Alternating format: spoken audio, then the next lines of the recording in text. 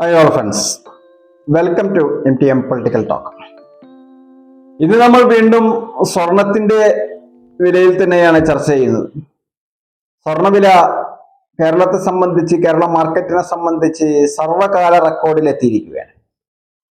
സർവകാല record എന്ന് പറഞ്ഞു കഴിഞ്ഞാൽ ഇന്ന് 14 തീയതി 25 ജൂൺ ഗ്രാമിന് 195 രൂപയാണ് ഗ്രാമിന് കൂടിയത്. 9295 രൂപ ഗ്രാമുമേൽ 8 ഗ്രാമുമേൽ വർധനയുണ്ടായത്.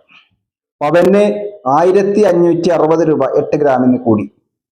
74,360 രൂപ സർവകാല റെക്കോർഡാണ്.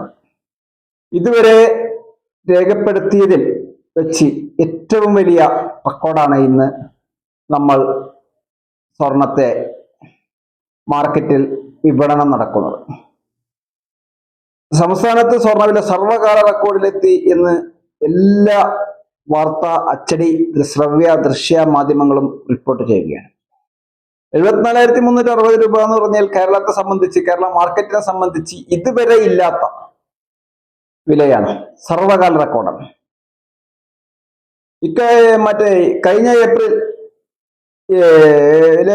ഉയർന്ന നിരക്കായ 74,320 ാണ് 40 രൂപയുടെ വർധനയാണ് ഇപ്പോൾ ഇന്നുണ്ടായത്. ഏപ്രിലാണ് ഏറ്റവും ഉയർന്ന വില രേഖപ്പെടുത്തിയത്, 74,320 രൂപ. അതിനെ മറികടന്ന് 40 രൂപ ഇന്ന് കൂടി സർവകാല റെക്കോർഡിലെത്തി. ഇന്നത്തെ വില 74,360 രൂപയാണ്. 8 ഗ്രാം 22 കാരറ്റിന്റെ വില. ഈ റെക്കോർഡാണ് ഇന്ന് തകർത്തത്. പശ്ചിമേഷ്യയിലെ ഇറാൻ ഇസ്രായേൽ സംഘർഷം രൂക്ഷമായ സാഹചര്യത്തിൽ വില കുതിച്ചു വരുന്നത്. തീർച്ചയായും നമ്മൾ ഇതിന്റെ മുന്നത്തെ വീഡിയോകളിലൊക്കെ സൂചിപ്പിച്ചിരുന്ന ലോകത്തിന്റെ എല്ലാ ഭാഗത്തുണ്ടാകുന്ന അസ്വസ്ഥതകളും ഈ മഞ്ഞലോഹത്തെ ബാധിക്കും എന്ന് ഇതിന്റെ മുന്നത്തെ വീഡിയോകളിലൊക്കെ നമ്മൾ സൂചിപ്പിച്ചതാണല്ലോ. ഉക്രൈൻ റഷ്യ യുദ്ധം, പശ്ചിമേഷ്യ, ഇസ്രായേൽ പലസ്തീൻ, അമേരിക്കയുടെ ഡോളർ കൂടുതൽ വില വർധന, ഇതെല്ലാം ഈ മഞ്ഞലോഹത്തെ ബാധിക്കുകയാണ്. തീർച്ചയായും 3 ദിവസം വില കുറഞ്ഞ ശേഷമാണ് ഇപ്പോൾ 3 ദിവസം തുടരെ വില വർദ്ധിച്ചത്. ഇനിയും ഈ പശ്ചിമേഷ്യയിലെ ഈ അസ്വസ്ഥതകൾ തുടരുന്നിടത്തോളം കാലം ഒരു കുറവ് നമ്മൾ പ്രതീക്ഷിക്കേണ്ടതില്ല എന്നൊക്കെയാണ് എല്ലാ അന്താരാഷ്ട്ര മാധ്യമങ്ങളും റിപ്പോർട്ട് ചെയ്യുന്നത്. ഇതോടെ 3 ദിവസം കൊണ്ട് 2,800 രൂപയുടെ വർധനയാണ് വന്നത്. 18 കാരറ്റ് സ്വർണത്തിന് ഗ്രാമിന് 160 രൂപ കൂടി 7,625 രൂപയും ഇരുമെത്തി. 18 കാരറ്റ് ഇപ്പോൾ സാധാരണക്കാർ ആശ്രയിക്കുന്നത് 18 കാരറ്റിനെയാണ്. അതിനാണ് ഇത്രയും വലിയ വർധന അതിലും ഉണ്ടായിരിക്കുന്നത്. അത് ഏത് കാരറ്റ് ആയാലും സ്വർണ്ണവില വർധനവിനനുസരിച്ച് മാറ്റങ്ങൾ വരുമല്ലോ.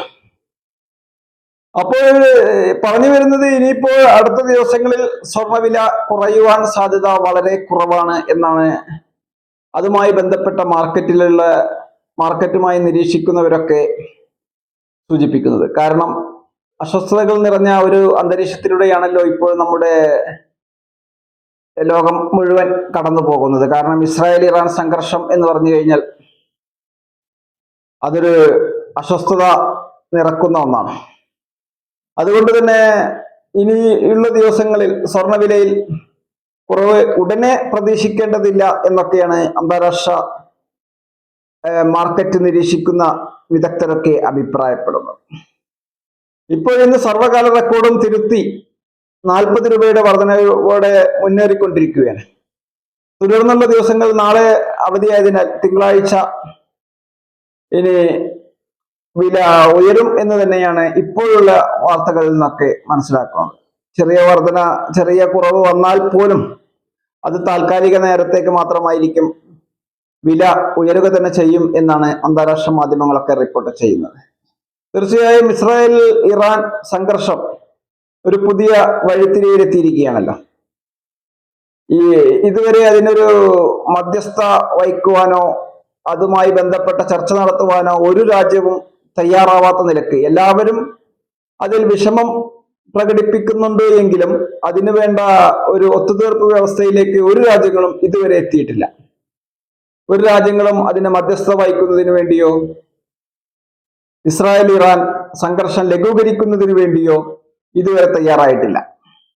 പാശ്ചാത്യ രാജ്യങ്ങൾ, അതേപോലെ നമ്മുടെ ഏഷ്യയിലാണെങ്കിൽ ചൈന, ഇവരാരും തന്നെ അതിനെ സംഘർഷത്തെ ലഘൂകരിക്കുന്നതിന് വേണ്ടിയുള്ള ഒരു ചർച്ചയിലേക്ക് എത്തിയിട്ടില്ല. ഈ ചർച്ചയിലേക്ക് ഏതെങ്കിലും രാഷ്ട്രങ്ങൾ മുൻകൈയെടുത്ത് വരികയാണെങ്കിൽ മാത്രമായിരിക്കും നമ്മുടെ സ്വർണ്ണവിലയിലും കുറവ് പ്രതീക്ഷിക്കേണ്ടതുള്ളൂ. അല്ലാത്ത പക്ഷം ഇനിയും ഉയരങ്ങൾ കീഴടക്കുവാൻ തന്നെയാണ് സാധ്യത എന്നൊക്കെ തന്നെയാണ് ഇതുമായി ബന്ധപ്പെട്ടവരൊക്കെ സൂചിപ്പിക്കുന്നത്. കാരണം സംഘർഷം പടരുകയാണെങ്കിൽ മറ്റുള്ള രാജ്യങ്ങളിലേക്കോ മറ്റ് മിലിറ്ററി താവളങ്ങളിലേക്കോ ഒക്കെ സംഘർഷം വ്യാപിക്കുകയാണെങ്കിൽ സംഘർഷം രണ്ട് രാജ്യങ്ങളിൽ ഒതുങ്ങി നിൽക്കാതെ മറ്റുള്ള രാജ്യങ്ങളിലേക്ക് കൂടി വ്യാപിക്കുമ്പോൾ ഈ അസ്വസ്ഥതകൾ കൂടുകയും ഒരു സ്പ്ലിറ്റ് യുദ്ധം പോലെ അത് സംഭവിക്കാനും സാധ്യതയുണ്ട്. അങ്ങനെയൊക്കെയാണെങ്കിൽ ഇനിയുള്ള ദിവസങ്ങളിൽ കൂടുതൽ ഉയരങ്ങൾ സ്വർണം കീഴടക്കും എന്ന് തന്നെയാണ് ഇപ്പോഴത്തെ ട്രെൻഡ് അനുസരിച്ച് മനസ്സിലാക്കുന്നത്. തീർച്ചയായും വില കുറയട്ടെ എന്ന് തന്നെയാണ് എല്ലാവരുടെയും അഭിപ്രായമെങ്കിലും, എല്ലാവരുടെയും അത് തന്നെയാണ് എല്ലാവരുടെയും കാഴ്ചപ്പാടെങ്കിലും, നമ്മൾ ലോക മാർക്കറ്റിന്റെ ഒരു വിശകലനം, വിലയിരുത്തലാണ് ഇവിടെ നടത്തിയത്.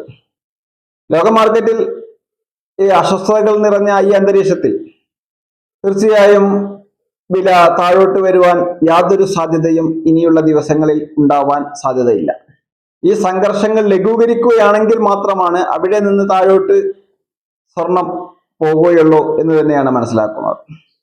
തീർച്ചയായും സംഘർഷങ്ങൾ ലഘൂകരിക്കട്ടെ എന്ന് നമുക്കും പ്രത്യാശ പ്രകടിപ്പിക്കാം. സംഘർഷങ്ങൾ ലഘൂകരിക്കുകയാണെങ്കിൽ സ്വർണത്തിന്റെ വിലയിലും കുറവ് വരാൻ തന്നെയാണ് സാധ്യത. ഇപ്പോൾ സംഘർഷമായി തുടരുമ്പോൾ സ്വർണവിലയിലും വർധന തന്നെയാണ് ഇനിയുള്ള ദിവസങ്ങളിൽ പ്രതീക്ഷിക്കുന്നത്. ഏതായാലും സംഘർഷങ്ങൾ ലഘൂകരിച്ച് സ്വർണവിലയിൽ കുറവ് സംഭവിക്കട്ടെ എന്ന് നമുക്കും പ്രത്യാശ പ്രകടിപ്പിക്കാം. ഈ വീഡിയോ അവസാനിപ്പിക്കുകയാണ്. താങ്കൾ ഈ ചാനൽ ഇതുവരെ സബ്സ്ക്രൈബ് ചെയ്തില്ലെങ്കിൽ സബ്സ്ക്രൈബ് ചെയ്യുവാനും അഭിപ്രായ നിർദ്ദേശങ്ങൾ എന്താണെങ്കിലും അത് കമന്റ് ബോക്സിൽ രേഖപ്പെടുത്തുവാനും ലൈക്ക് ചെയ്യുവാനും ഓർമ്മിച്ചുകൊണ്ട് നിർത്തുകയാണ്. നന്ദി, നമസ്കാരം. അടുത്തൊരു വീഡിയോയുമായി വീണ്ടും കണ്ടുമുട്ടുവരെ സന്ധിക്കും വരെ വണക്കം.